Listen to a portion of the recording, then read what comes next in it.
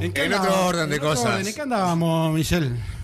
Andábamos en una precisión importante, en una precisión tal vez metodológica, en un concepto que nuestro politólogo necesita desarrollar para poder establecer una comparación efectiva, una comparación empírica entre estos movimientos electorales que el Partido Nacional, el Partido Colorado y el Frente Amplio están realizando a estas 6 semanas del último domingo de octubre.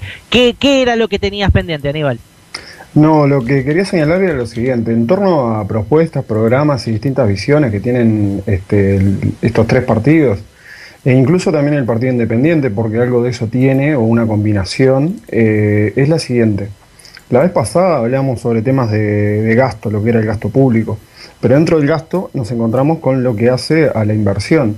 Y una visión también que hace a la inversión es no solamente la inversión en los capitales, las inversiones más concretas o más visibles, sino en los temas de políticas sociales o las políticas públicas como una inversión que se hace hacia la ciudadanía, hacia las personas. Esa también es una forma de entender el gasto, pero ahí tendríamos que hacer una salvedad. Estamos hablando de inversión en gasto social o estamos hablando de inversión, por ejemplo, en educación, en salud y en otro tipo de cosas que remite a la calidad de esa democracia o a la calidad de la vida de las personas. A ver si capto un poco la idea. Vos estás tratando de establecer una diferencia o tratar de que no se confunda la palabra gasto con inversión y al mismo tiempo sacar del rubro gasto, entre comillas, con G grande, a todo aquel expendio que haga el Estado en promoción de sus propios ciudadanos, ergo el gasto social. ¿Es así, Aníbal?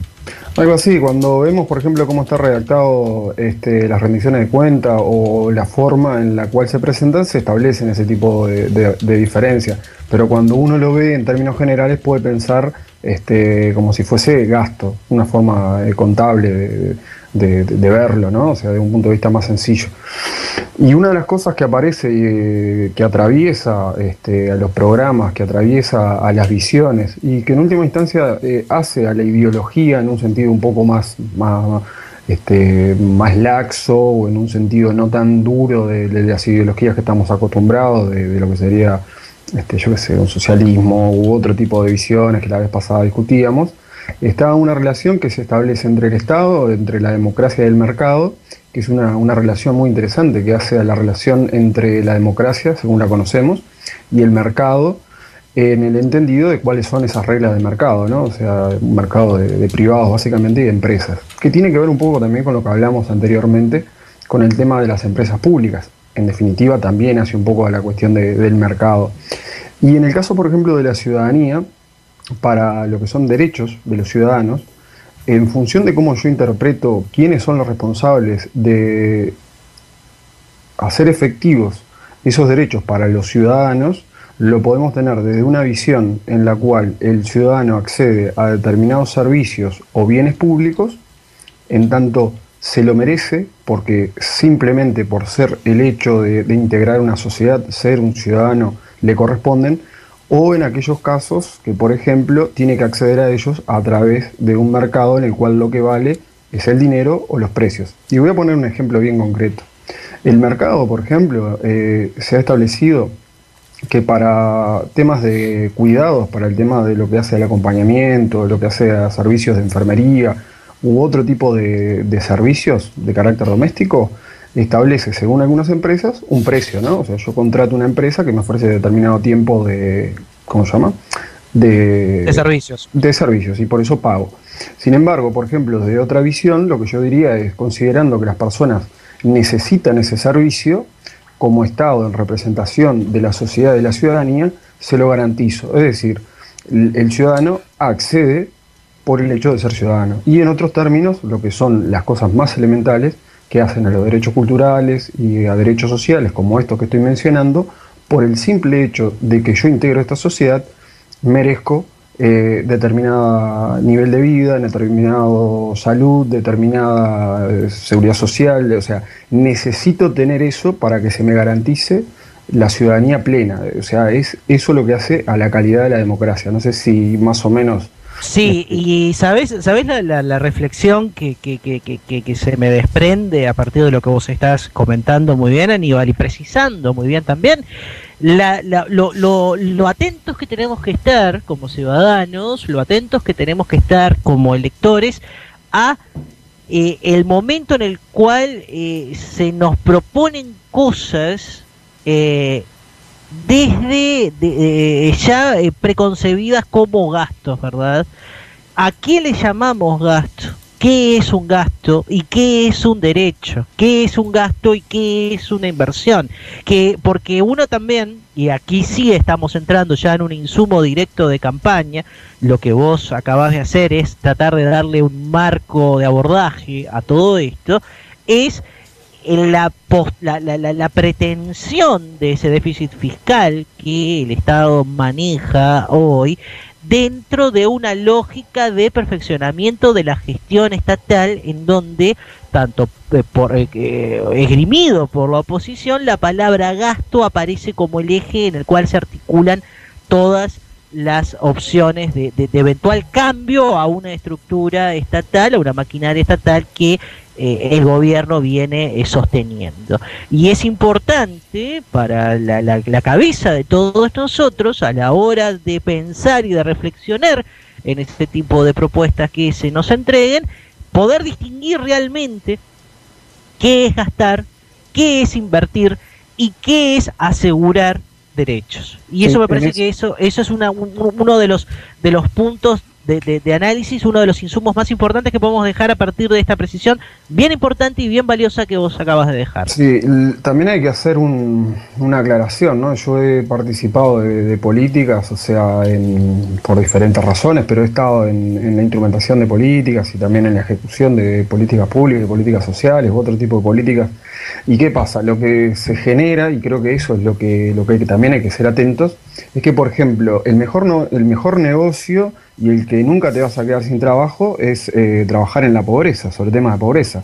Porque naturalmente se genera toda una burocracia en torno a la pobreza que en realidad, a pesar de que vos abordás estos temas como derechos, luego tenés una clientela, tenés un montón de gente que termina siendo sí un gasto en términos de recursos y de salarios o consultorías o no sé qué, que son miles y miles y miles de pesos o de dólares.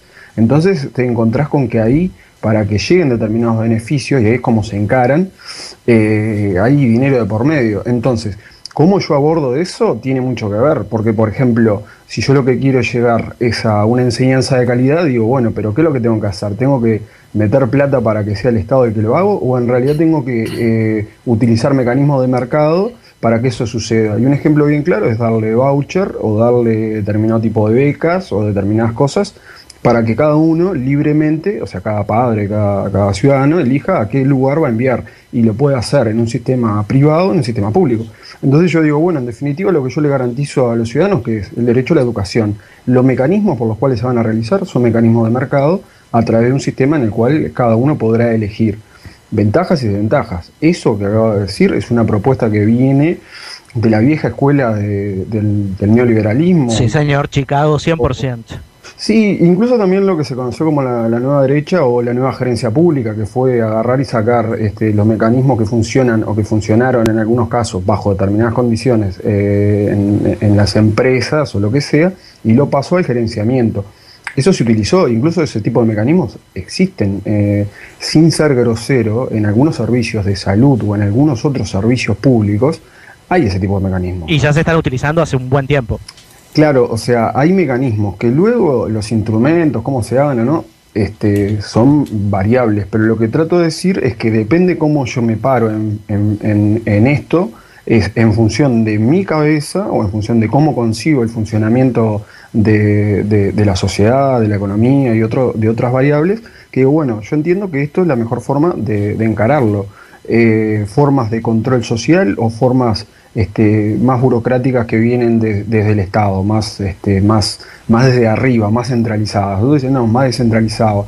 Y todo esto termina girando básicamente en esta cuestión de los derechos que tienen las personas, los ciudadanos, de formas en los cuales dentro de una democracia yo más o menos combino, lo hace el Estado, lo hace el mercado o lo hace la sociedad civil, como hemos visto la proliferación en esa línea de políticas públicas que tienen 30 o 40 años, que fue el resurgir de las ONG en un mundo anglosajón que luego aplastante. Se fue injertando por todos lados, que era el sector público, o mejor dicho, en algún lugar era el sector público no estatal y en otro lado era el tercer sector. Además de eso está el voluntariado, hay toda una serie de visiones, entonces vos ahí ves cómo la movés, y en los programas o en las propuestas algo de eso hay, pero yo no me pronuncio sobre lo bueno o lo malo, yo tengo una posición respecto a muchas de estas cosas, pero es como para ilustrar un poco y tratar de ver cuando uno dice, bueno, la mejor forma es que los liceos, por ejemplo, los centros de estudios tengan la mayor autonomía, tengan la mayor posibilidad de manejar sus recursos, que la gente tome decisiones, que uno pueda elegir a qué colegio o a qué liceo va a mandar a sus hijos.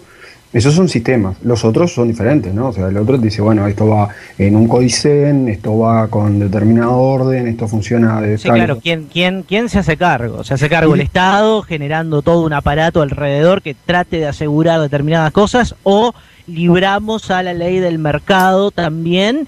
Esas dos cosas que deberían en su espíritu, por lo menos, confluir a un mismo lugar, a la garantización de los derechos de la gente. Igual vale la pena aclarar lo siguiente, y cuando van a ser las 10, ¿no? Para que no sea tan pesado. Los modelos puros no existen, porque tanto el mercado necesita instituciones y reglas claras y regulación para que funcione. Esa es una de las necesidades del Estado capitalista o el Estado en sí, que brinde esas garantías, y eso lo tenemos claro cada día cuando vamos y entramos a diferentes lugares, que tienen que haber reglas claras, si no sería un caos.